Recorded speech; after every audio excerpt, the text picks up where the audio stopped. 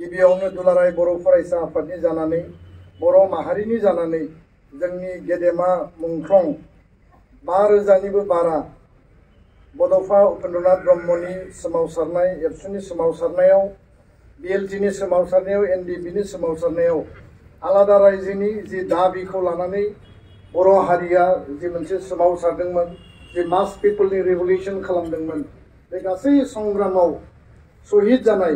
जोंनि मुंख्लं गेदेमा बिथांमोननि सोरगोआरि जिउमानि आलो गोजोननि थाखाय आनान गसाइनियाव आरज गाबदों आरो दिनैनि बे गोथार बुब्लियाव बड'फानि आदर्श सानथौ सानस्रिजों गेरेमसा माहारि दानाय आरो सेल्फ डिटारमिनेशननि बड'फानि जि मोनसे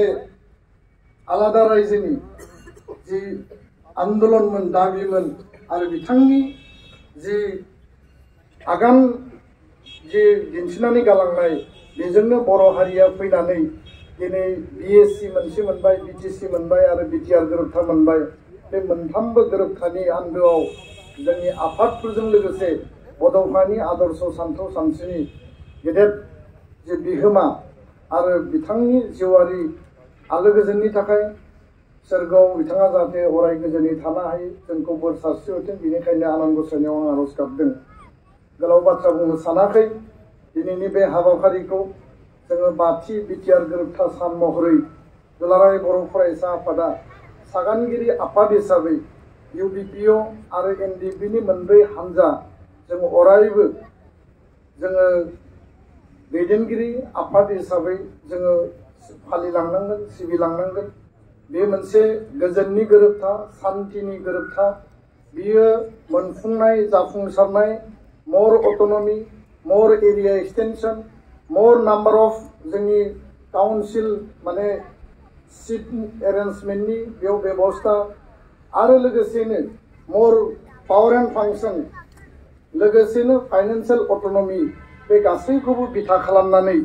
बिटिआर गोरोबथानि जि मोनसे basic foundation Boro' Kachari welfare autonomous council दानाय कार्बि आंलंनि बर'फोरनि जेंनाखौ सुस्रांनाय बे मोनसे अबजेक्टिभजों बिटिआर गोरोबथाया 6 सिडुलनि बिथायावनो बेखौ मावफुंनाय जादोंमोन आरो दिनै बै समनि सागानगिरि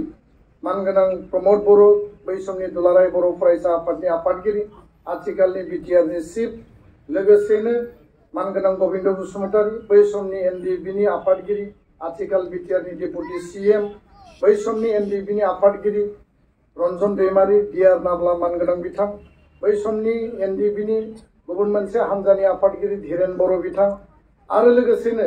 सावरायग्रा सायखं बसुमतारी बिथांजों लोगोसे फेरेंगा रनजित बसुमतारी बिथांमोन इउबिपिअनि आफादगिरि आथिखालनि बर' कसारी काउन्सिलनि चिफ मिनेश्वर बसुमतारी आं गासैबो दैदेनगिरि बिथांमोनखौ आरो बे आफादफोरखौ गोसो गोरबोनिफ्राय आङो साबायखर बावदों बरायदों आरो इयुनाव जोंनि जि थांखि आरो जोंनि जि उद्देश्य जोंनि जि लामा हान्थिनाय बे 34 बोसोर सोमावसारनायनि गेजेरजों मोनब्रै गोरोबथा मोननायनि उनाव बर' हारिखौ जे जोंहा आत्मनियन्त्रणनि जे मोनसे आन्दोलन दङमोन दिनै बेखौ जोङो फिन आरोबाव जोंनि राव जोंनि थुनलाइ जोंनि सामाजिक रांखान्थि बेबस्था जोंनि सोलोंथाइ बर' हारिखौ बिश्व दरबाराव प्रतिष्ठा खालामनायनि थाखाय बड'फानि गेरेमसा माहारि दानायनि मोन्थोरजों जों जेब्लाबो हाबा मावलांगोन आरो बिनिनो उद्देश्य बायदियै 15 आरो 16 नभेम्बर 2024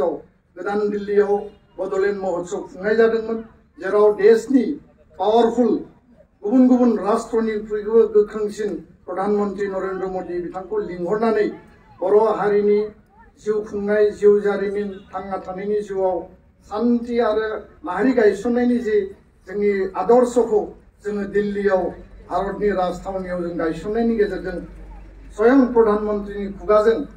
जोङो बे बाख्नायनायखौ मोननो हादों बरायनायखौ मोननो हादों आरो बेबायदिनो जोंनि इयुन लामा हान्थिनायनि जे जोंनि थांखि आरो उद्देश्यआ गेबें आरो गोथारै जेब्लाबो हाबा मावलांबाय थागोन आरो बड'फानि आदर्शखौ जोङो बिन्दो मोनसेबो दोरोदाबासिनो दिंग्रायाबासिनो गोथों लामाजों आल्टिमेट थांखिसिम बर' हारिखौ मुलुगाव गायसननाय जोङो उदां आरो आबुं जे मोनसे खुंथायनि जे बेबस्थानि थांखिजों सोमावसारदोंमोन दिनै गणतान्त्रिक शान्तिपूर्ण आरो राजनैतिक लबि पलिसिनि गेजेरजों गणतान्त्रिक आवाज आरो माने आर्गुमेन्ट आरो लजिकनि गेजेरजों जोंनि जि लेजिटिमेट राइट दङ बेखौ सानसे नङा सानसे जों मोनफुंगोन आरो बेनो जोंनि इसिङारि गुबै थांखि आरो बायजोआव जोङो हारि माहारिफोरजों गुबुन गुबुन हारि हारिसाफोरजों गोरोबलायनानै थानांगोन गोजोन्थों खुलुमबाय जय बर' हारिनि जय बर' हारिनि बिटिआर गोरोबथा सान जिउ लावथों बिटिआर गोरोबथा सान जिउ लावथों सान्थिया अराय गोजौ जाथों सान्थिया अराय गोजौ जाथों एबसु लं लिभ